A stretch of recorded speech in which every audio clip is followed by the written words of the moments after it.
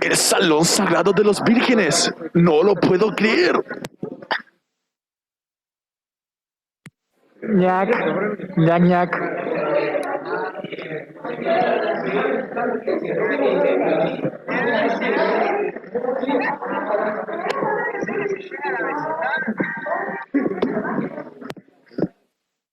Ñac.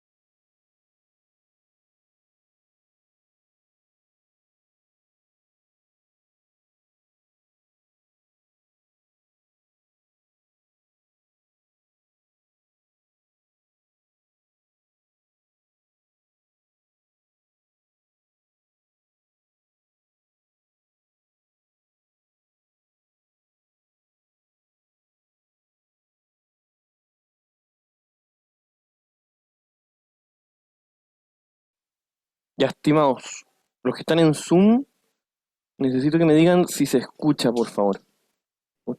Sí, Uy. sí, escucho. ¿Se escucha? ¿Todo bien, José? Sí. Buenas, José. Ya, Bueno, comencemos. Sí, veo. Ya, comencemos. Como siempre, a ver, ¿no hay ningún micrófono aquí? ¿No? Ya, ya. Ya, comencemos. ¿En qué estamos? ¿Qué hemos visto? ¿Hacia dónde vamos? Etcétera, etcétera. De nuevo, sí, ¿en qué estamos? ¿Quién me puede decir? Te lees que esa esta clase lo más dinámica, es un tema que yo encuentro muy entretenido, que son acciones. ¿En qué estamos, pues? Ya dígame, Sandor. Ya cerramos bonos, bien. Terminamos de cerrar instrumentos de renta fija, logramos ahí aprender a valorizar bonos, que son los instrumentos que nosotros aprendimos a ver más importantes o más relevantes dentro de instrumentos de renta fija. ¿Ya? Otra cosa que ustedes tienen que saber, estamos en una clase más o menos bisagra. ¿Por qué? Porque recuerden que para la prueba 1 va a entrar matemáticas financieras, que va a ser el grueso. 2, instrumentos de renta fija. 3, valorización de acciones, que es lo que vamos a empezar a ver hoy día. Y 4, vamos a alcanzar a ver un poquito de instrumentos, de criterios para evaluar proyectos. ¿Por qué criterios? Porque esa materia de evaluación de proyectos se separa en 2 o 3 partes. La primera es entender cuáles son los criterios a nivel general. Esa parte alcanza a evaluarse en la prueba. ¿Ya? Uy, ahora estamos haciendo el control de ejercicio. Una obra de arte, qué obra así extraordinario. Bueno. Te lo va a mirar y va a decir, oh, bueno, no. Sí, bueno. Así de un nivel... de un nivel que ustedes se merecen, así, un nivel bueno. ¿Ya? Sí, ya. Y dentro de esas 4 unidades o 3 unidades y medias, ahora estamos empezando la tercera. Por lo tanto, tienen que poner mucha atención. Oye, ¿dónde está? ¿Y número 1? ¿Dónde está? Ya. Que están como... que sentaba ahí, po, y... Ay, ay. Ya, sigamos. Entonces, ya teniendo muy clarito, ahora vamos a entender lo que son las acciones. Si yo les pregunto a ustedes esto, les digo, valorización de acciones. ¿Qué es lo que creen que es? ¿A qué nos referimos? ¿Qué se hace? ¿Qué es importante entender? Primero entendamos lo que son las acciones. ¿Qué son? Dígame, pues, dígame. Un instrumento de renta variable. Ya, Y nada, importante valorizarlo porque hay que saber darle, para la redundancia, el valor que tiene según la empresa en la que están y Ya. varios factores, tanto como rinde la empresa, la expectativa de la empresa y varios más. ya, exacto, por ahí también. Son muy chamullentos. Le ponen harto, sí. No, pero está bien, está muy bien. Dentro de todo no hubo nada incorrecto técnicamente. Entonces, exactamente, para valorizar acciones primero tenemos que entender lo que son las acciones. Miren la pregunta que les voy a decir. ¿Cómo valorizábamos cualquier instrumento financiero? ¿Cómo? ¿Cómo uno podría encontrar el valor de un bono, el valor de cualquier cosa financiera? Era bastante evidente, dígame, Mari. Trayendo esos flujos a valor presente. Exacto. Las acciones, ¿qué flujos generan? Dígame. ¿Ya? ¿Y por qué? ¿Cuáles son los flujos? Pero ponga su micrófono, pues. Variable, ¿y por qué? ¿Cuáles serían los flujos de una acción? ¿Qué va a generar una acción? Como rentabilidad, es que no sé cómo explicarlo, pero como rentabilidad, es como raro. ¿Ya? Dígame. Sí. Dependen de la utilidad de la ¿Puso empresa. su micrófono? Sí, Ah, ya. ¿Depende de qué? de la utilidad que genere la ¿Y empresa. por qué? Porque así. No, pero ya, pues sea más conciso, pues. En general entiende muy bien la idea, pero tiene que ser un poquito más pulcro en su respuesta. ¿Sí? ¿Número 2? ¿Sí? ¿No? Ay, ¿dónde se fue? ¿Y dónde se fue? Oh, dígame.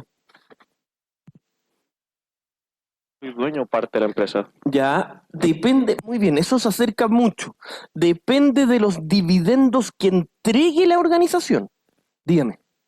Estos también tenían niveles, es que me acuerdo las formas de registro, una eran, no me acuerdo los nombres, pero dependía también de la cantidad como de que se ejercía, de poder que se ejercía en la empresa. Exacto, eso es muy bueno. Eso va a ser parte de lo primero que vamos a ver nosotros acá en acciones, que es entender un poquito el mercado en donde se mueven las acciones, qué son, en qué hay que fijarse, qué tienen en qué hay que tener en consideración, etcétera, etcétera. Por lo tanto, hay que tener mucho ojo en muchas cosas de las acciones. Lo primero a nivel general, uno podría entender que como todo instrumento de financiero, como todo activo financiero, nosotros necesitamos saber los flujos que genera ese activo. Punto 1. Punto 2. Esos flujos que genera el activo para una acción van a ser los dividendos que paga por acción. ¿Y qué es lo que son los dividendos? ¿Qué son los dividendos? Oiga, pues, ¿qué son los dividendos de una empresa? Oh, está perdido. Dígame, Mari. La repartija de utilidades. ¿De una Exacto, la repartija de utilidades. Tome nota, pues, tome nota. Ya, muy bien, Mari, muy bien. La repartija de utilidades, eso está perfecto. Por lo tanto, esta cuestión que está acá, que es valorización de acciones, va muy ligado a la estrategia de la empresa de cómo reparte las utilidades. Les voy a dar un dato. Cáchense el dato. Apple no reparte dividendos, bueno, en realidad parece que nunca ha repartido dividendos. Y la acción no vale cero. Por lo tanto, ahí nosotros vamos a empezar a darnos cuenta de que el valor bursátil al cual se está transando en bolsa, ya pues, es que me distraigo, pues. El valor bursátil de la acción no tiene mucho que ver con el valor teórico o fundamental, que vamos a empezar a llamarlo de ahora en adelante. ¿Y cuál es ese valor teórico o fundamental? El valor presente de los flujos. ¿Tiene alguna correlación? Sí. ¿Tiene alguna coherencia? Sí, pero no necesariamente. ¿Por qué? Porque una acción no se apega mucho a este principio. Oiga, pues, de nuevo, todas las clases. Ya. No, nada, no, es mejor que no vuelva. Ya, sigamos. Ya, sigamos. No, son tallas. Dígame, ¿puso su micrófono? Dígame. Lo que dijo recién tiene que ver como con lo que llaman conta, que era goodwill, ¿o no? Nada ¿Qué que era ver. qué cosa? ¿El goodwill o en finanzas no se aplica nada de eso? No, porque el goodwill es la diferencia de valor contable Sí, que por genera eso. esto. Pero acá no hay, no es como el mismo concepto, parecido igual que como que Sí, Apple. es el mismo concepto. Ah, ya. Que es el valor, pero es parecido, no el mismo. Sí. Porque ahí nosotros veíamos el valor contable de la acción Claro. y ahora nosotros vamos a ver el valor financiero de la acción. Pero el fondo es el mismo. Ese valor técnico o teórico se diferencia con el valor de mercado. No, muy bien, dígame. Es el valor presente de los flujos, es el precio del instrumento. Y para eso nosotros vamos a tener que ver mucha materia todavía de por medio, tenemos que entender muy bien, vamos a estar ahí un poco discutiendo sobre algunos casos reales, etcétera, etcétera. Comencemos con la PPT. Ahí está. Primero, en donde vamos a estar un buen rato, es para que ustedes entiendan, porque hasta ahora, y no tienen por qué haberlo sabido antes, entender los tipos de acciones que existen, principales características, dónde se transan, quiénes las compran. Oiga, ya, pues. 2, aprender a valorizar las distintas acciones. Vamos a aprender cómo deberían valorizarse técnicamente y cómo se compara eso con el precio bursátil. 3, vamos a aplicar en realidad el punto 2 y 3 como casi lo mismo. Acá vamos a aprender a valorizarle cómo se compara y vamos a aprender a valorizarlas cuando tienen un crecimiento constante. Y el 4, vamos a terminar relacionándolo con el costo de capital de a la valorización de acciones. Dígame. Acá no vemos lo que vimos el semestre pasado en acciones del tema del nivel de participación en una empresa. No. ¿Y por qué no? Porque eso... Porque... No, está bien, pregunta en serio. Sí, está bien. Está bien, pero con calma, sí, pues, sí. Sí, no.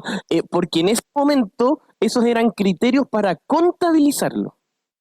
Dependiendo del control que uno tenía de otra empresa, uno lo contabilizaba de cierta manera. No, pero está bien, ya. Entonces, si yo les preguntara, relacionar el costo... No se ríen, vamos a estar en la prueba y me voy a reír yo. Ya. Relacionar el costo de capital a la valoración de acciones. No, pero en serio, pongan atención. Yo disfruto mucho cuando vienen, de hecho lo paso extremadamente bien, pero tienen que ir, además, paralelamente a eso, ir anotando todo lo que puedan. Todo lo que yo les digo les puede servir en la vida, no solamente en la prueba, en las evaluaciones. Relacionar el costo de capital a la valoración de acciones. ¿Qué es lo que les suena a ustedes, le hace un poquito de ruido el decir costo de capital? ¿Qué es lo que es costo de capital? Usted, número 1. ¿Qué es lo que sería? A ver, allá en la última fila, ¿alguno de ustedes 3? Dígame, Mari, ¿qué sería el costo de capital? O sea, eso lo relaciono con lo que vimos en macro el año pasado, que era como el retorno que le exigían a las empresas, y lo Sí. veíamos como a través de la tasa de interés. Exacto. No, si igual sirve economía, dígame. ¿Qué es lo que era esto? Costo de capital, ¿qué podría ser? ¿A qué les suena? Que eso es sumamente importante. ¿Es como el WACC, como el costo que me cuesta para tomar deuda? Sí, pero todavía no hemos visto WACC, pues. Pero sí, el costo de capital es el costo que van a exigir los dueños por colocar su dinero ahí. Es el... ¿Qué cosa? Pero tiene micrófono, pues, ¿no? ¿Qué cosa?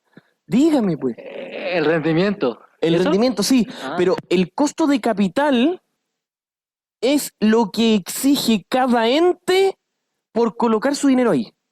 Eso es el costo de capital. Entonces, como había dicho Sandor, existen algunas fórmulas para decir, miren, un tercero para prestarnos dinero, ¿cuánto nos va a exigir? La tasa de descuento de la deuda. Los socios, por colocar el dinero ahí, ¿cuánto van a exigir? Una cierta cantidad de retorno mínimo. Y ahí nosotros vamos a poder relacionar, a ver, espérate un poco. La valorización de acciones es cuánto está rindiendo cada acción. Y tiene que tener más o menos alguna coherencia con lo que exigen los accionistas. Eso es lo que nosotros vamos a ver acá. El costo de capital, recuerden, es el costo de que otro coloque el dinero ahí. pueden ser terceros, que es la tasa de interés que cobra el banco, o podrían ser los socios, que es el rendimiento mínimo que exigen. ¿Estamos claros? ¿Están tomando nota? Estas dos cosas, bueno, en realidad estas son como una, pero estos dos, y esto es lo que vamos a tratar de ver hoy día. En la otra sección no alcanzamos a ver esto. Dígame pues. Pero, ¿está usando su micrófono? Ve que... oh, no. Ya, esto. Yo lo encontré, esta noticia muy atingente, extraordinaria. Ustedes saben, o me imagino que saben, o por lo menos en la otra sección me dijeron que sabían, ustedes no eran tan chicos como para no cachar de que algo pasó en la Polar hace unos años atrás. ¿Saben que algo pasó? ¿O no? ¿Alguien no sabe que algo pasó? ¿Sí? ¿Saben que algo pasó? Ya, ahora que todos saben que algo pasó, ¿alguien sabe qué pasó? ¿Sí, Sandor? La contabilidad de la Polar está haciendo unos chanchullos por ahí. ¿Ya? Sí, eso fue uno de los puntos. Esto es como descubriendo mitos. Por eso ya vimos las pensiones, ya vimos lo que pasó en la crisis subprime del 2008. ¿Alguien sabe? ¿Alguien que pueda aportar? Dígame. ¿No era eso de que tenían muchas cuentas por cobrar, entonces como que aparecía que tenían más liquidez de la que realmente tenían? Exacto. Esa es la razón de lo que empezó. Punto Así premio. empezó. Un puntito premio. Dígame. Al final y al cabo están como cobrando una tasa muy cara por las cuotas, como que cuando compraban a 3 cuotas, algo así, la deuda después se hacía cada vez más cara, insostenible. Ese es como parte del mito, que no es tan realidad. Pero, o fue muy menor en el fondo, o no iba por ahí el problema. Ya, empecemos con la parte de historia que ya me encanta y que creo que agarran un poquito más de cuento. Esto empezó el 2008 más o menos, en donde, ¿qué fue lo que pasó? Ejecutivos de la empresa, La Polar, que a todo esto eran ejecutivos, es que yo creo que no se imaginan, eran ejecutivos que los premiaban. O sea, yo me acuerdo que, porque también pasó, al igual que las otras historias que le he contado, pasaron cuando yo estaba acá en la universidad, eran ejecutivos que venían acá a la universidad, a la sede de Santiago, a recibir el premio ICARE, que es uno de los premios a los empresarios más exitosos de Chile. O sea, para que más o menos dimensionen lo bien rankeados que estaban, era una locura, eran rockstar los ejecutivos que estaban ahí.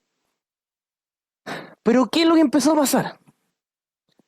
Se empezaron a dar cuenta, lamentablemente, de que pasó lo siguiente.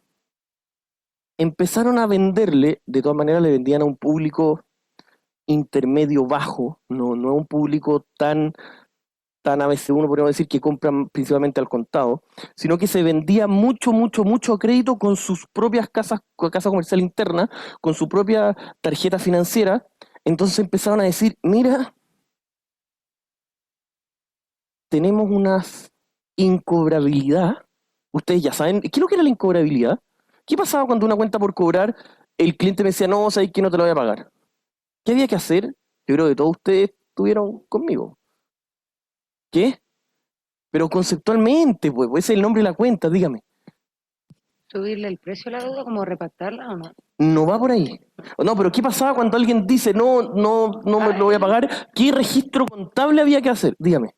Era que todas las empresas tienen que, como de las cuentas por cobrar, estimar un porcentaje a pérdida porque no se va a cobrar. Ya, pero no solamente eso.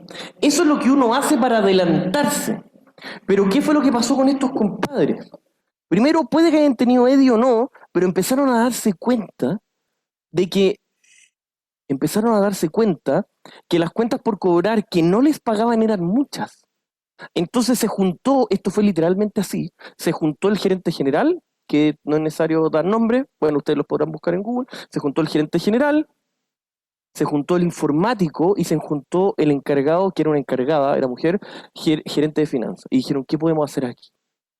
Y dijeron, mira, nosotros estamos, como era una sociedad anónima abierta, tenían la obligación de mostrar los estados financieros. Y eran supervisados, y no solamente eso, sino que tenían la obligación de que una empresa externa dé el visto bueno de que esos estados financieros son verdad. Cáchense la cuestión. Entonces empezaron a decir, mira, vencen ahora todas estas cuentas al final de 2007, 2008, démosle 90 días más. Así no las castigamos. Lo que uno hacía cuando una cuenta por cobrar te dicen que no te la van a pagar, ¿cuál era el asiento contable? Pérdida por incobrabilidad contra cuenta por cobrar. Se eliminaba la cuenta por cobrar y se agregaba una cuenta de gasto, una cuenta de resultados. Para que se hagan la idea, la empresa tenía unas utilidades pero fuera de toda norma, unas utilidades gigantescas. Gigantescas. Pero ¿qué es lo que pasaba? No estaban castigando las cuentas contables. ¿Y qué es lo que pasaba por ahí, lo que dijeron por ahí? ¿Lo dijo, parece usted, número 2? ¿Qué fue lo que pasó? Se la repactaban a la gente, ¿no? Le decían, mira, ¿sabéis qué? Repáctalas, avísale a las personas que tienen un hipercombo nuevo, agrégale un interés chiquitito, pero dile que ahora lo pueden pagar en 90 días más. Y ya, todos contentos. Así empezó al principio. Y después se empezaron a repactar de nuevo. Y a repactar de nuevo, y nunca las castigaban. Esa norma, el ejecutar eso es ilegal. Por eso, por norma, toda cuenta que uno sabe que no te la van a pagar tiene un plazo, y si se cumple el plazo, tienes que llevarla a una cuenta de pérdida, a una cuenta de resultados. Dígame. Por ejemplo, si se sabía que se está inflando, o sea, no era evidente, pero ¿por qué nunca se dieron cuenta a través del flujo de caja ¿En qué cosa? en los estados financieros? Ah, porque querían que seguir inflando esto hasta que reventara, ¿no? Igual debería poder ver todo, y si uno debería poder ver el flujo caja y se daría cuenta que realmente nunca ha tenido los ingresos. Bueno, una de las cosas que pasaba, dígame, Mari. No, que según yo, lo que dijo Javier es que esa pérdida iba en los estados de resultados, pero en este caso no aparece. Po. Exacto, ya viene reflejado en los estados financieros, el flujo efectivo venía cuadrado, venía todo cuadrado. La forma de registrar no era la correcta, pero cuadraba contablemente. Entonces, empezaron a hacer eso, repactar y postergar, y lamentablemente eso, ¿dónde empezó a saltar el tema? Imagínense dónde saltó, de que mucha gente se acercó a decir, ¿sabéis qué? Yo no te quiero pagar, po. Llévate los electrodomésticos que compré. Ya. Le decían, llévate los electrodomésticos, pues no te quiero pagar. Y ahí la Polar se empezó a ver pillado y decir, no, pues que ya te lo repacté. ¿Cómo ya me lo repactaste? Eso es una repactación unilateral. Y ahí empezaron a llegar muchas demandas al CERNAC. De hecho, si no me equivoco, con este caso se creó el CERNAC financiero. No sé si ustedes saben, pero existe el CERNAC normal y el CERNAC financiero. Entonces ahí se empezó a llenar de casos y decir, oye, mira, nos están llegando muchos casos en donde muchos clientes de la Polar les están diciendo que les repactaron unilateralmente la deuda. Está bien, tenían intereses extras, sí, pero ese no era el punto. El punto era que se las estaban repactando y repactando y repactando y repactando. Entonces los estados financieros, ¿qué tenían? ¿Dónde empezó a darse cuenta de esto? ¿Qué cuenta estaba excesivamente alta en los estados financieros? En activo corriente, de hecho. Cuentas por cobrar. ¿Cuál? Es que no alcanzo a escuchar. Las cuentas por cobrar eran gigantescas. Y de esas cuentas por cobrar, tenían una antigüedad tan grande que se deberían haber castigado. Bueno, hasta ahí uno podría decir, oye, es un problema interno, hay que echar al gerente, bien, que se vaya. Sí, Pablo, pues. Oiga. Sí. Sí, dígame. Por ejemplo, esa cuenta por cobrar, ¿por qué no a día de hoy no se hace como que se registra con una fecha? Sí, pues, se registra con una fecha, pero contablemente ¿Cómo lo cachan? eso es lo ilegal que hacían. Metían mano y le cambiaban la fecha. ¿Ya? Entonces, hasta ahí uno podría decir, un problema relativamente interno. Pero cáchense lo que pasó. Generó una ola estratosférica de problemas. ¿Por qué? ¿A quién se le ocurre? ¿Qué pasó? Tiene mucho que ver con esto. Con eso. Yo soy el número 1. Que empezaron a tener una utilidad que más grande de la que tenían en verdad. Empezaron a tener, sí, pero después de eso, empezaron a tener utilidad gigante, los premiaban, los llevaban a pasear por yates por el mundo, los llevaban a Nueva York, daban charlas de cómo era el mejor retail o el retail con mayor crecimiento de verdad, se los digo súper en serio, era una locura, los invitaban, eran, pero así, dígame. ¿Deberían como pagar los dividendos, quizás? No, ahora bien, dígame.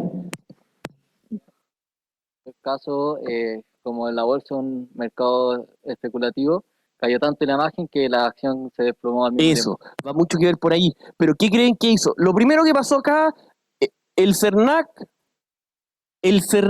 les dijo, compadre, usted tiene que arreglar su estado financiero. Listo, lo arregló.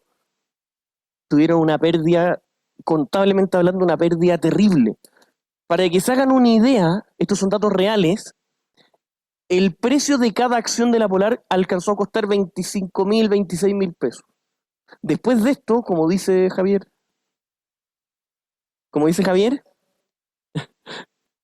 la acción llegó a 150, 200 pesos. Para que se hagan la idea, la misma empresa generando los mismos flujos, generando exactamente lo mismo. Imagínense lo que pasó. Entonces, ¿y quién creen que se vio perjudicado con eso? Los inversionistas. ¿Y quién eran inversionistas? Personas naturales, había muchas personas solas, inversiones,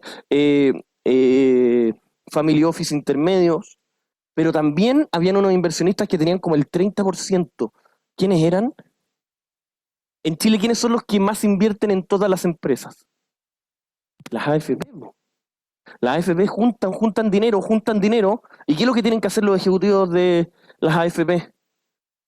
Invertirlo por ley, y de hecho por ley lo tienen que invertir en Chile una parte. ¿Y dónde lo iban a comprar? En las acciones más rentables. Y la Polar llevaba años siendo la número 1 de las principales que más rentaba en la bolsa en Chile. Imagínense. Entonces, ¿qué fue lo que dijo la AFP? Dijo, compadre, me cagaste.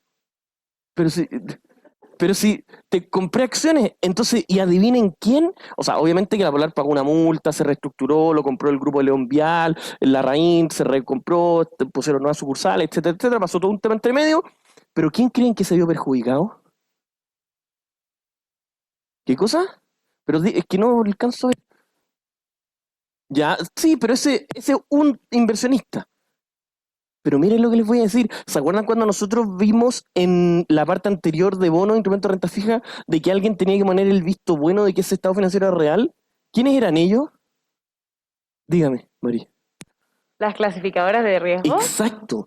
Esta empresa, y de hecho en general las empresas en Chile, no son tan grandes para poder contratar una clasificadora de riesgo. Pero ¿qué es lo que le exige la superintendencia, la super de valores y seguros? Les dice, miren, ustedes de ahora en adelante que van a transar en bolsa, está bien, ningún problema, pero los tiene que auditar un compadre que esté autorizado para auditar. Las 3 más grandes en Chile, yo ya les dije cuáles son. Deloitte, Price y EY. Era Price. Y esa empresa, de hecho, ojalá resulte, salió hace como 4 días.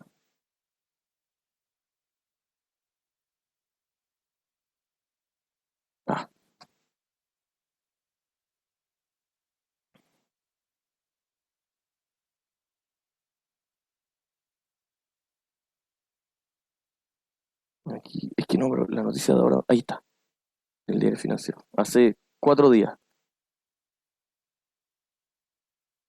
En Chile, ustedes saben que cuando pasa algo en Chile, ¿qué es lo que hace un juez? Va y dictamina así, compadre, tú tenés que pagar esta multa y todo. ¿Qué es lo que pasa cuando alguien no está de acuerdo con eso?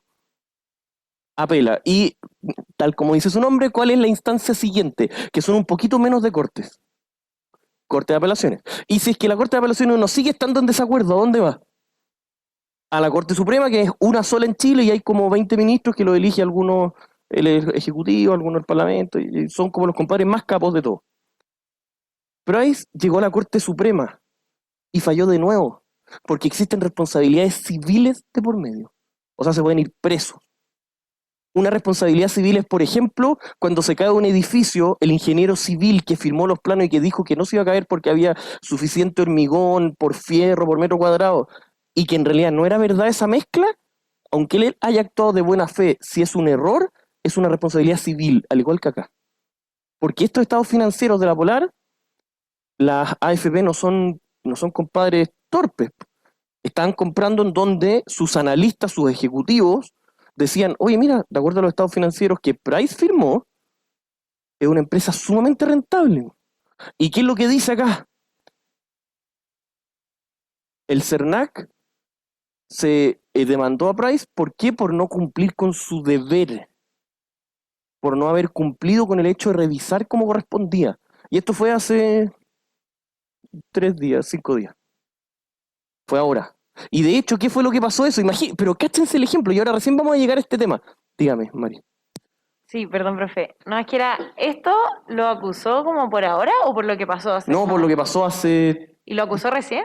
Es que duran como 2 años los juicios, Ya. estuvo como 2 años, después se apeló, después estuvo 2 años en la Corte de Apelaciones, después estuvo 3 años ahora en la Corte Suprema y salió el veredicto hace 3 días. Ya, perfecto. Por eso siempre ustedes han visto que siempre trato de tirarle una noticia lo más reciente posible, que ha sido lo que ha ido pasando. ¿Y a dónde voy con esto? Miren lo que les voy a decir. ¿Qué creen que pasó ahora con la acción de ahora? Con una noticia que no tiene nada que ver con lo que está pasando ahora.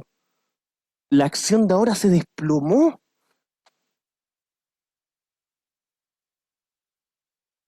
Cayó un 20% la acción. Un 20%, o sea, si valía 20 lucas, cayó a 15. O sea, una locura. Eso es lo que ustedes tienen que ver. Ese era el ejemplo. Bueno, obviamente traté de contarles varias cosas más intermedios, que entiendan cómo fue, qué hicieron, los incentivos que tuvo cada uno. De hecho, dígame. Eso igual de alguna forma, igual sí a saber, desde el punto de vista que después de la resolución de la Corte Suprema se iba a desplomar, ¿o no? Sí, todos esperaban esto, es verdad. Es verdad, los que estaban un poquito más metidos en esto, todos esperábamos que apenas se diera el veredicto, pasara lo que pasara, iba a caer mucho la acción por especulación, ¿no? Imagínense, algo que no tiene nada que ver con la forma que está operando ahora. Esto fue hace como 10 años. Y el hecho de dar la noticia cayó más del 20%. ¿Ya? ¿Me van siguiendo? Este era un ejemplo que les quería comentar cómo afectan, qué pasó, etcétera, etcétera. Ya.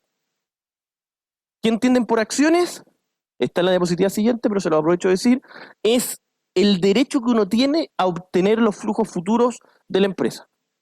¿Cómo se determina su valor? Esta es una pregunta interesante. ¿Cómo se determina el valor? Hay muchos factores, especialmente especulación. ¿Ya? ¿Cuáles son los beneficios de tener una acción? Ahora los vamos a ver y los tipos de acciones. ¿Me van siguiendo, no? ¿Van cachando más o menos? Ya. Y aquí vamos a meternos en una parte un poquito más interesante. Miren lo que pasa. El tener una parte de una acción, ¿ya? Hace de que uno tenga derecho a un porcentaje de lo que se entregue en dividendos. Miren la pregunta que les voy a decir. ¿Y quién decide cuántos dividendos entregamos? ¿El 100% de las utilidades? ¿El 20%? ¿0% de las utilidades? ¿Quién lo decide? Pero levanten la mano. ¿Quién decide eso? Oiga, pues, oiga, ¿quién decide? Pero sí, es súper evidente, pues. Dígame. El directorio. ¿Y quiénes componen el directorio? Los mismos accionistas. Pero ¿qué es lo que pasa? Ahí nosotros, por lo tanto, hay algunas acciones que van a estar presentes en voto. O sea, algunas acciones van a permitir decir cuánto se reparte de utilidades. Esas acciones son extremadamente valiosas. ¿Por qué? Porque no solamente tienen derecho a un porcentaje, son dueños del 2, 10, 20%, lo que sea, sino que además permiten poner a un compadre sentado en el directorio. ¿Y qué es lo que hace un director estando ahí? Puede decidir si es que el flujo, si es que las utilidades se reparten o no se reparten y el porcentaje que se reparte. Por lo tanto, de ahora en adelante, vamos a separar en 2 tipos de acciones. Las preferentes y las ordinarias. En la práctica, casi todas las empresas tienen solo acciones ordinarias o comunes. Prácticamente todas. ¿Ya?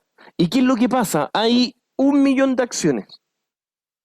Pero de acuerdo a los estatutos, ¿qué es lo que va a pasar? Por cada 20% que se acumulen, por dar un ejemplo, pueden poner 2 directores. Y son 10 en total, por dar un ejemplo. Dígame. De la cantidad, o sea, el porcentaje de mi empresa que esté evaluado en acciones, porque no necesariamente yo tengo el 100% de mi empresa. Totalmente, pues eso depende de los estatutos. E incluso puede que los estatutos digan se van a vender 5 acciones, 5, en donde cada una tenga un derecho a un director, y las otras 500.000 acciones no tienen ningún derecho a un director. Puede pasar, depende de los estatutos de la organización. Eso es lo que tienen que entender. ¿Ya? ¿Me van siguiendo? Dígame. ¿Y cómo se decían los estatutos de Cuando la se empresa? crea la sociedad. Ya. Cuando se crea la sociedad, se definen los estatutos, las formas que se van a repartir, cómo lo van a hacer, etcétera, etcétera. Dígame, Mari. Sí, profe, esto es lo mismo que lo que vimos en cuenta financiera de clase A y clase B. Exactamente lo mismo. Ya. Exactamente lo mismo. Solo que generalmente en clase A y clase B se le llama cuando se registra contablemente. A nivel financiero, que es transar la acción en sí, se les dice que tienen acciones preferentes o acciones comunes o ordinarias. Miren los ejemplos que les voy a dar. ¿Alguien de acá es más o menos futbolero? Me imagino que varios. ¿Sí? Número 1. ¿Sí? ¿Usted es futbolero? Sí, ya, pero si usted está demasiado en capilla. Ya ponga su micrófono. Po. Ya, pues, pero sí. Pero. Oh, no está sumando para mejorar. Ya, bueno, ustedes saben que en Chile, ¿qué tipos de organizaciones administran los clubes de fútbol? ¿Qué tipos de organizaciones o societarios administran los clubes de fútbol? Dígame, Sandor. Las sociedades anónimas. Las sociedades anónimas. ¿Ya? ¿Cómo se llama el club de acá de Viña? El Grupo Pachuca. Lo compraron, sí. Ya, pero bueno, en Chile, a mí me tocó hacer o investigar, lo estuvimos haciendo con otros profesores, esas cosas que uno hace en verano. De que se junta a investigar y sacar ejemplos que son súper entretenidos para poder darle a los alumnos. Miren lo que pasa, es que es una cuestión muy buena. En el fútbol son sociedades anónimas que pasa esto mismo. Nosotros nos centramos en los 3 grandes grupos, por lo menos a nivel bursátil los que más mueven, para no herir susceptibilidades de nadie, los 3 más grandes que más transan. ¿Cuáles son? ¿Cuáles son? ¿Por quién me lo puede decir? Dígame, pues. ¿Cómo No sé uno, que es blanco y negro. ¿Cuál? Blanco y negro. Ya, blanco y negro que administra Colo-Colo. Azul que administra la Universidad de Chile. Y la Y Cruzados S.A. que administra la Universidad Católica. ¿Ya?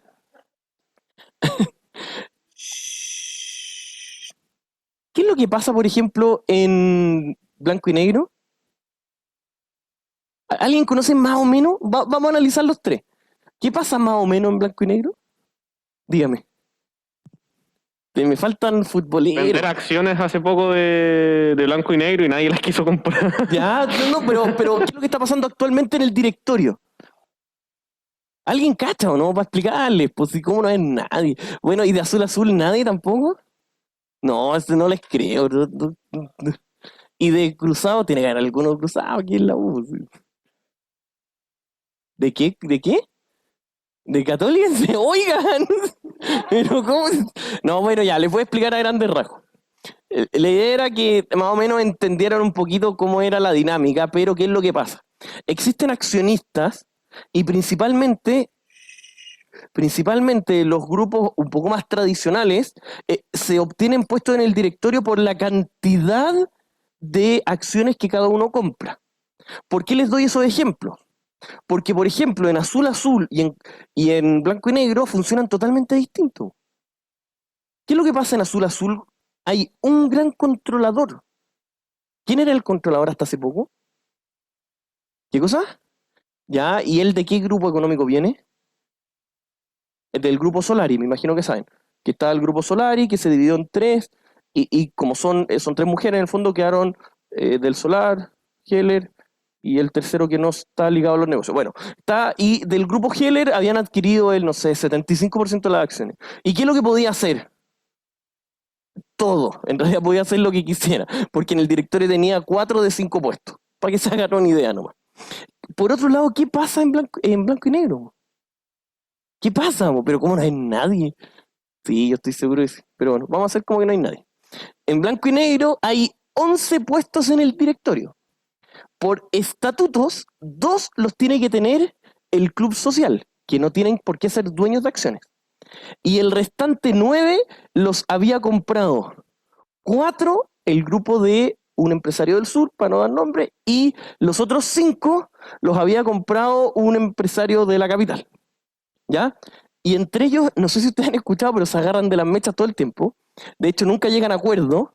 Y es, por lo que uno va viendo, es bastante complejo para el club en sí. Siendo que son sociedades anónimas, hay estatutos, hay forma de resolver problemas, y de hecho se andan pasando el directorio de uno para el otro, que votan, que no votan, que están, que sí, etcétera, etcétera. En cambio, ¿qué pasa con Cruzados S.A.?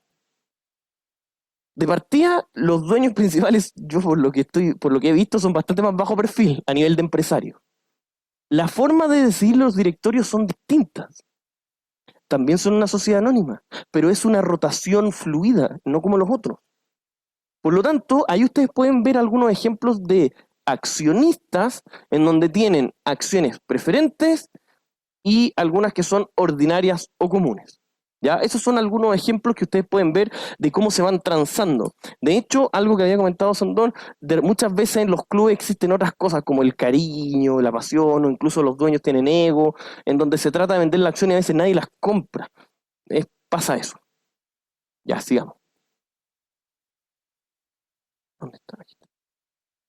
Ya, como les decía, nosotros vamos a ver de ahora en adelante acciones preferentes o acciones ordinarias, en donde tienen una prioridad al pago inferior a las acciones preferentes, pero tienen el derecho a voto para la elección del directorio, tienen ciertas características muy específicas que en la práctica, más allá de que entiendan que algunas tienen más preferencias que otras, no tiene mucho más sentido entrar en eso. Ya, aquí viene un tema un poquito más técnico. Acá necesito que empiecen a anotar, que saquen las cosas de encima, ya la parte un poquito más livianita con la que quería partir hoy día ya pasó, y ahora sí nos ponemos un poco más serios. ¿Ya? El primer párrafo es algo que ustedes lo deberían tener grabado a fuego ustedes. El valor del dinero en el tiempo a nosotros nos permite valorizar cualquier instrumento financiero, cualquiera. ¿No es cierto? ¿Y cómo se hace? Trayendo a valor presente su flujo futuro. Perfecto. Luego, nosotros tenemos que entender que en este activo financiero puntual, ¿cuáles eran los flujos futuros? Lo vimos antes, se lo expliqué antes. Dígame, ¿puso su micrófono? Exacto. Los dividendos, los cuales son desembolsos de efectivos o de otras formas de una empresa que realiza normalmente con cargo a sus utilidades. ¿Por qué les digo desembolsos de efectivo o de otras formas? ¿Qué otra forma la empresa paga los dividendos? ¿Alguien sabe o no? Vendiendo más acciones. Exacto. Muy bien, Pablo. Haciendo recompra de acciones a nivel preferente. Ese es un temazo, pero temazo para analizar. ¿Por qué? ¿Qué es lo que pasa con los accionistas minoritarios? Mire, ¿qué pasa si la empresa por directorio decidió, dígame? Están obligados cuando hay recompra de acciones a comprarlas. Ya, ¿y qué más? Dígame. Cuando hacen la recompra como estrategia para retomar el control de la empresa, el accionista minoritario no tiene la plata suficiente para comprar el mismo porcentaje. Eso es lo que muchas veces pasa, que cuando se quieren pagar dividendos con recompra de acciones es sumamente bueno. ¿Por qué? Porque se hace una nueva emisión de acciones y a los que tienen algunos accionistas les pueden decir, mira, como la empresa está teniendo problemas de liquidez, no te vamos a dar dinero, pero a cambio te vamos a dar más acciones de las que te deberían corresponder. Eso podría ser. Es una forma de pagar los dividendos. Pero, como decía también su compañero, hay que tener muy claro que hay algunas estrategias relativamente perversas para hacer nuevas emisiones de acciones, que también las tienen que entender. Por ejemplo, cuando se hace una nueva emisión y se dice, mira, vamos a hacer una emisión de acciones de, no sé, 50 millones de dólares. Listo. Siempre, por decreto acá en Chile, siempre los accionistas actuales tienen prioridad para poder comprar. ¿En qué sentido? Que se les ofrece primero a ellos, se hace una oferta pública, una OPA, o una oferta pública de acciones, y en esa OPA Ellos tienen 30 días para decir si ellos quieren o no quieren comprar la acción. ¿Qué es lo que pasa?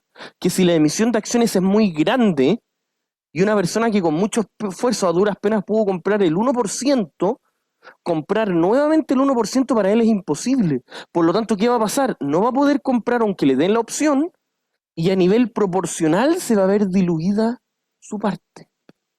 Eso pasa.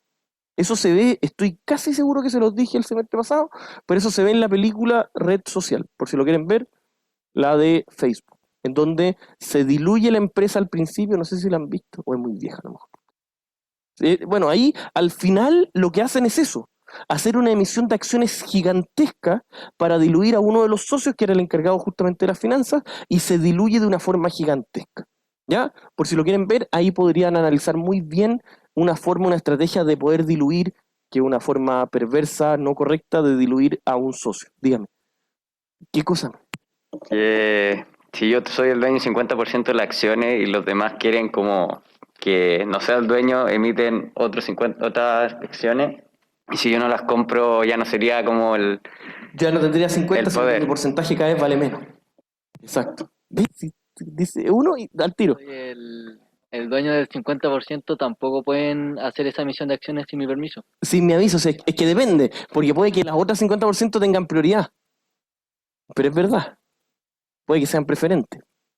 Podría ser eventualmente, pero es verdad. Es muy probable que si uno tiene el 50, es difícil que el otro 50 pueda decidir sin mí. Dígame. ¿No usted, pues? No, sí, me preguntas por qué en Chile el pago mínimo de dividendos tiene que ser 30% de la utilidad. Ahora voy. Es un buen punto. Ahora lo iba a llegar al siguiente punto. Ya, pero usted tiene una duda. Sí, ¿por qué si que fuese preferente el otro 50, lo podría ganar si ahí decía que los preferentes no tenían derecho a voto? No, porque son distintos tipos de preferentes. Eso es lo que yo les puse ahí como un ejemplo. Ya. Luego, acá en Chile, obviamente, tenemos que entender el contexto. ¿Qué fue lo que pasó en Chile? Muchas veces los mayoritarios tenían todas las acciones preferentes, podían decidir el directorio lo que ellos querían. ¿Y qué es lo que decidían? No se reparten dividendos. Y todos los años decían, no se reparten dividendos. Y los chiquititos que habían comprado dicen, oye, pero yo no tengo derecho a estar en el directorio, pero quiero que se repartan dividendos. Bueno, para proteger a esos pequeños accionistas, en Chile el pago mínimo son el 30% de las utilidades del periodo. No sé si sabían eso. ¿Sí o no? De hecho, dígame. O sea, ¿es obligatorio entonces pagar dividendos acá en Chile? En la sociedad anónima abierta. Exacto. Lo que pasa es que hay muchas veces para camuflarlo de alguna manera, reinversiones, pero en estricto rigor se tiene que repartir al menos el 30%. Mira, dígame. También un tope máximo, porque si yo reparto el total de mis utilidades, puede ser que la empresa no sea sostenible en el tiempo. Podría ser, pero eso es parte de la potestad del directorio, si ellos quieren. No hay un tope. De hecho, en general, hay muchas empresas que reparten todo. Dígame. Sí, los plazos porque uno se tiene como que suscribir a la acción o comprar la acción en cierto plazo para recibir el dividendo. ¿Esos plazos son como de conocimiento público? Sí. O sea, uno se mete así como... Es que todo esto que estamos hablando son empresas que transan en bolsa. Y toda empresa que transa en bolsa tiene que seguir ciertos protocolos. Todas estas que están acá siguen esos protocolos que son abiertos, se publican en el diario oficial, después hay tiempo para avisar, hay otras formas formales para avisar, etcétera, etcétera. Dígame, Mari. Profe, es que en esto que estamos viendo, no solo otras sociedades pueden comprar acciones, sino también personas. Sí, de todas personas, sociedades, en realidad generalmente personas. Ya, sí. súper. Ya. Sigamos avanzando. Luego, nosotros vamos. Ahí, espérenme. Ahí. Ya, nosotros vamos a tener ciertos supuestos para poder valorizar acciones. ¿Ya? Cuando tenemos acciones que cumplen ciertas características, primera gran característica de toda acción, primer gran supuesto en realidad, ¿cuál? Lo tengo a perpetuidad. Anote. El primer gran supuesto de las acciones es que uno adquiere la acción a perpetuidad. ¿Estamos? Segundo, primero vamos a ver el ejemplo cuando la acción no crece en el tiempo, lo cual es bastante poco probable, pero bueno, hay que saberlo. ¿Esta fórmula a cuál se parece? ¿A cuál? Pero díganme a alguien, pues levanten la mano como alumnos civilizados. ¿Sí? La perpetuidad. La perpetuidad, bien. Esta es la misma fórmula de la perpetuidad, pero ¿qué hay que tener presente? ¿El monto que va acá cuál es? El porcentaje de la utilidad que va para dividir. No, no voy para ahí, pues. ¿El de qué periodo es? Ah, el del anterior. Como el anterior. Pero sea claro, pues. El del... El de un dividendo, el dividendo en 1, no en 0. Lo que pasa es que en este caso no afecta porque no están aumentando los dividendos. Pero en estricto rigor hace referencia al dividendo que está en 1. Dígame. ¿Qué cosa, pues? Porque, ya, ¿se acuerda que en perpetuidad y en anualidad, en qué momento temporal queda? No, en 1 antes que el primer pago. Por lo tanto, una perpetuidad, nosotros estamos asumiendo con esa fórmula que ahí vamos a anotar el dividendo que se va a pagar en 1, no en 0. ¿Estamos claros? Lo que pasa es que acá no afecta. ¿Por qué no afecta? Porque nosotros, dentro de los primeros supuestos que tenemos que hacer para poder valorizar acciones, es, primero, que la tengo a perpetuidad, y segundo, que el precio del dividendo no varía nunca. ¿Estamos claros? ¿Están anotando? Ya. Esto, que está acá, vamos a llamarlo de ahora en adelante de 2 formas. ¿Están anotando? Precio justo o precio fundamental. Anoten, anoten. El calcular el precio de una acción con esa fórmula, oiga, no está anotando. Ay, oh, ya. El calcular el precio de una acción con la fórmula se le va a llamar precio justo o fundamental. Y ese precio justo o fundamental lo tenemos que comparar siempre con el valor bursátil. Muchas veces no coincide en nada, pero muchas veces sí. Y de hecho, cuando ya nos vayamos metiendo de lleno en teoría de inversiones o en estructura de capital, ¿cuándo tiene finanzas? El próximo año. O en 2 años más, parece. El próximo año. Ya, el próximo año, cuando tengan finanzas 2, van a ver teoría de inversiones y ahí van a entender mucho más esto que estamos hablando.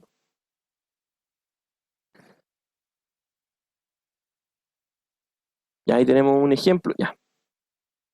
En el ejercicio que ahí les mostré, que es un ejemplo muy cortito que después si quieren lo pueden ver, ustedes van a tener que se logra encontrar el precio justo del valor fundamental y este es el precio que debería tener la acción con estos supuestos. Dígame. ¿Eso lo podemos comparar con el valor par? ¿Es tipo lo mismo? O sea, con la tasa que Es como el equivalente al valor par. Sí, pero al ser un instrumento de renta variable no se le podría llamar, pero sí es el equivalente. Entonces, ojo con esto. ¿Por qué se le llama el precio justo o valor fundamental? Porque si en el mercado todos tuvieran esta información, se transaría única y exclusivamente a este precio. Esa es la razón técnica. ¿Por qué se los digo? Porque acuérdense que la prueba tiene mucha parte conceptual. Pueden haber muchas preguntas de este estilo y decir, oye, ¿y qué supuestos se aplican acá? ¿Y por qué es necesario conocer esta teoría? Dígame, dígame. Cuando se cumple de que la tengo para siempre y que no crece. ¿Cuál? ¿Hemos visto solo una? ¿Cuál? ¿Esa? No, es que esa la ocupo para demostrar. Pero por eso me la salté por tiempo. Es que si la queremos ver bien, es el precio de la acción hoy equivale al precio de mañana más el dividendo que va a pagar traído un periodo hacia atrás. Pero eso es con un solo periodo. Eso no lo vamos a volver a ocupar nunca más. Eso es cuando el supuesto es de que la acción la tengo por un periodo. ¿Cuánto vale la acción? Vale el precio al cual lo voy a vender más el dividendo que me entregó entre medio. Eso quiere decir. ¿Estamos? Y por último, ya con esto para ir cerrando, para no ir saturándolos tanto, oye, la próxima semana Miércoles y jueves no hay clase. ¡Ay, qué terrible! Oh. O sea, van a tener como 5 días libres. Está como para hacer un controlcito a la vuelta. Está como para... Es que si no los pierdo ya no los... O sea, la semana siguiente, el 18, van a llegar pero perdidísimos. No, pero eso es muy livianito. Podríamos tirar un controlcito, man. Sería muy fome, ¿o no? Algo... Ya. Igual no es malo. A mí igual me gustan harto los trabajos porque trabajan entre ustedes. Yo siempre he pensado que... Ya, bueno. Y lo último, ya para poder ir cerrando, escuchen, es que, porque vamos a partir el día martes con crecimiento, ¿ya? Pero hasta acá, el compadre que descubrió eso, de que el precio de hoy de la acción, del dividendo que voy a recibir, ¿por qué le pone esperado? Porque es un dividendo que no tenemos certeza. De hecho, esa es de las razones de por qué se llama renta variable. La esperanza del dividendo que voy a recibir después, dividido la tasa, es decir, perpetuidad, sin crecimiento. Este modelo lo crearon dos compadres, Gordon y Shapiro. De hecho, aquí dice. De esta forma, la valoración de estas acciones es similar a las acciones preferentes, pero con una menor precisión en los dividendos. Este modelo es el de Gordon y Shapiro. Estos compadres fueron los primeros en decir... Los primeros, recuerden que hasta hace mediados del 1900 no existía nada de esto, nada, pero fueron los primeros que dijeron, sí, la mejor forma de valorizar una acción es a través de la perpetuidad. Dígame. Es que algo que no me cuadra mucho es que ¿por qué valorizamos acciones con esto si después en la práctica el valor bursátil puede ser algo totalmente distinto? Porque es una referencia, güey. Pero después no me queda como muy desbalanceado o muy... Es que después uno... Lo vamos a ver un poco más adelante, no se preocupe. Pero es solo una referencia. Y aparte que hay algunas acciones, ojo, hay algunas acciones que no tienen mucho que ver, pero hay otras acciones que sí se mueven solo por esto. Y de hecho la gran mayoría, no en cantidad de plata, sino que en cantidad de diversificación de acciones, se mueve por esto.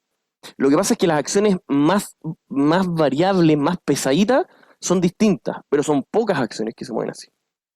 ¿Ya? Ya pues, estimados, lo dejamos hasta acá. El martes partimos con la siguiente, que es crecimiento, que es valorizar acciones con crecimiento, analizando, y aquí vamos a empezar con el payout. Bueno, vamos a ver varias cosas más.